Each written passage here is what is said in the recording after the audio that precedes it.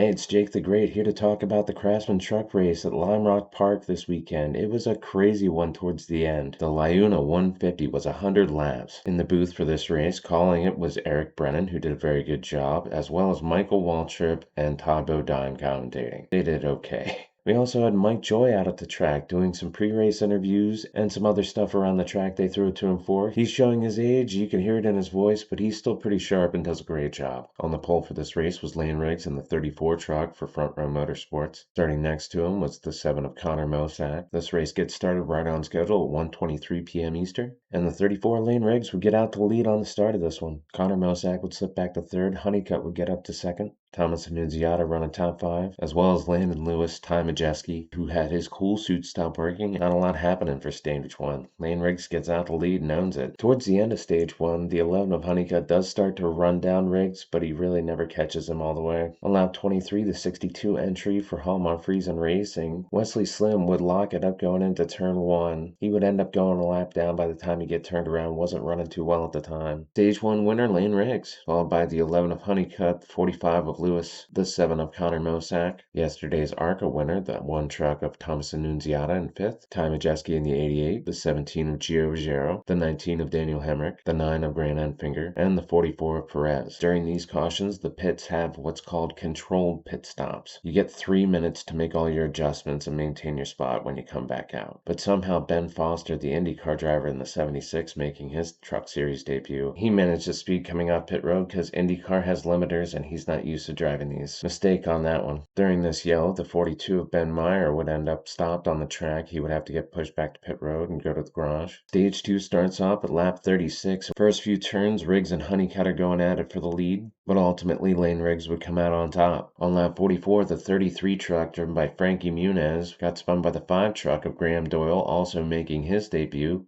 IMSA driver, usually drives a Lamborghini. There was a montage of how much he was running off the track and getting into stuff. It happens, it's a lot harder to drive these compared to the Lamborghini he drives in the Daytona class for IMSA. And just 1 lap later, on lap 45, the 88 truck would go deep into the wall after losing his brakes. He did get out under his own power and was okay. He didn't know why he lost brakes, but all of a sudden he had no pedal and just ran it into the wall. Glad he was okay. Under this caution, the 38 of Chandler Smith would go to pit road, checking out the rear end of his truck. We get the restart, and immediately, as soon as we're in the restart zone, these trucks start getting sideways and spinning. Not even past the flag stand. The 34 of Lane Riggs leading this race throws a block on the 45 of Landon Lewis, who is trying to get to his inside. But when the 45 moves down, the 7 of Connor Mosack has already filled his spot trying to get past him as well. And when he comes back up, they make contact, and the 45 of Lewis spins. Other drivers spin into the grass and hit the wall, making contact with each other. 6 trucks were involved in this incident. The 1 of Thomas Annunziata, the 7 of Connor Mosack, the 26 of Dawson Sutton, the 45 of Landon Lewis, the 91 of Christian Eckes, and the 99 of Ben Rhodes, who had to be towed away from all the damage. Under this caution, several drivers pit so they can play the strategy of staying out for the end of the stage 2 and trying to stretch their fuel to the end of the race.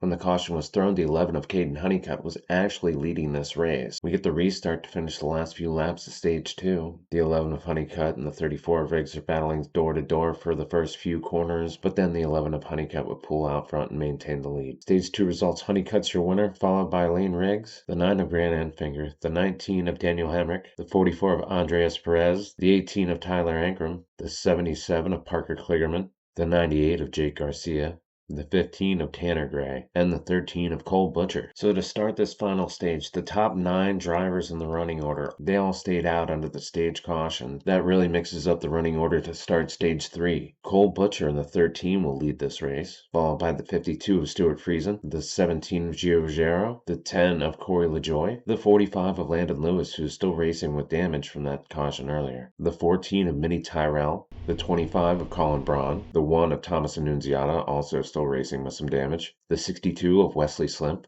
and Honeycutt starts all the way back in 10th. And hey, if you made it this far, why not throw me a like or maybe even subscribe so you don't miss out on anything else that I put out on my channel. Green flag drops at lap 65. Cole Butcher and the 52 of Friesen are going at it for a little bit, but Cole Butcher would come out with the lead. Halfway through this lap to start stage 3, the 91 of Eckes would go off track, and coming back on track, he would spin his teammate, the 81 of Chris Wright, who would hit the wall and shed some parts. He would get back going, but there would be debris on the track. The caution would have to be thrown. This yellow flag would end up turning into a red flag because fluid ended up being put down around the whole track, so they had to go around and put speedy dry around the whole 1.5-mile track and clean everything up. The red flag only lasted 8 minutes, so it wasn't too long of a cleanup. At least they did a good job of getting everything off the racing service for these truck drivers. We finally get the race back going at lap 75. The 13 of Cole Butcher leads going into turn 1 with the 52 of Stuart Friesen to his outside. Cole Butcher would wheel hop going into turn 1, getting into the 52 of Stuart Friesen, sending him off into the grass. 34 of Riggs and the 11 of Honeycutt both go off track, as well as the 10 of Corey LaJoie. Everybody gets back going. We remain under green. But just 4 laps later, on lap 79, the 38 of Chandler Smith with his rear end issues would stop on track. Caution would have to wait for him so he could get pushed off the track. While they're pacing under this caution, the one truck of Thomas Annunziata, yesterday's ARCA Series race winner, would just have smoke and flames burst out from underneath the hood. He gets stopped safely, gets out of the vehicle safely. He has to take a knee, catch his breath. He was transported to a medical facility and is awake and alert. Hopefully he is okay. Very tough break. He was running so good. The 2-time ARCA Series winner at Lime Rock Park unfortunately just didn't have a good day. Also under this yellow, the 34 of Lane Riggs would have to stop multiple times to replace his battery in that truck.